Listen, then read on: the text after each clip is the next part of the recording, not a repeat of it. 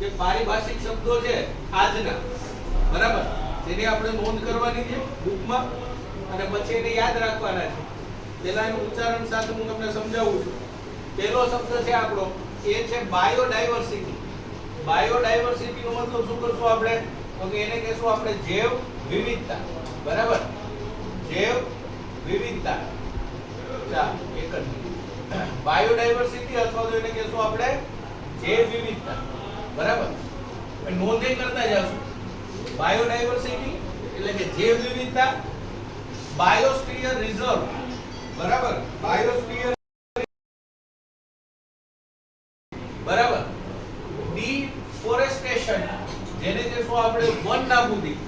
બરાબર, ડેઝર્ટિફિકેશન એને કહેશું આપણે રણ નિર્માણ. ઇકોસિસ્ટમ, ઇકોસિસ્ટમ ને આપણે કહેશું નિવસન તંત્ર. બરાબર, એન્ડેન્જર્ડ સ્પીસીસ. એન્ડેન્જર્ડ સ્પીસીસ એટલે નાશપ્રાય જાતિ. જે આપણે રેડ ડેટા બુકમાં જેવો આપણે ટૂંકમાં નોંધ કરીએ છીએ એવી રેડ ડેટા બુકમાં નોંધ થઈ કોની થાય? એન્ડેન્જર્ડ સ્પીસીસ ની થાય. એન્ડેમિક સ્પીસીસ એટલે એને કહેવાય આપણે સ્થાનિક જાતિ. બરાબર, લુપ્ત એટલે કે એક્સટિંક્ટ. ફ્યુના એને આપણે કહેશું પ્રાણી સૃષ્ટિ. ફ્લોરા, ફ્લોરાને શું કહેશું? વનસ્પતિ સૃષ્ટિ. બરાબર, માઇગ્રેટરી બર્ડ એટલે કે સ્થળાંતરણ પામેલા અથવા તો પ્રવાસી પક્ષીઓ. આપણે અહીંયા પણ ઘણા બધા પ્રવાસી પક્ષીઓ આવે છે શિયાળાની ઋતુમાં અથવા તો અમુક ઋતુમાં બહારથી ઘણા બધા સ્થળાંતરી પક્ષીઓ આવે છે. એને આપણે શું કહી દઈએ છીએ? Migratory bird.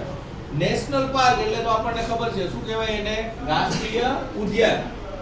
રિફોરેસ્ટેશન એને કહેવાય પુનઃવનીકરણ. પુનઃવનીકરણ એટલે જે વન નાબૂદી થઈ હોય ફરીથી આપણે એનું વનનું સંરક્ષણ કરવું અથવા તો ઝાડવા ઉગાવવા એને પુનઃવનીકરણ કહેવાય.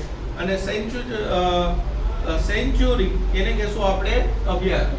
તો આ ચેપ્ટરના આપણે એટલા જે પારિભાષિક શબ્દો છે એની આપણે નોટમાં નોંધ કરશું અને એને આપણે યાદ કરશું ને ફરી એનો પાછો શું કરશું? ઇંગ્લિશમાં કે તમારા બીજા કોઈ સબ્જેક્ટમાં પણ આનો શું કરશું? ઉપયોગ કરશું. Okay, done.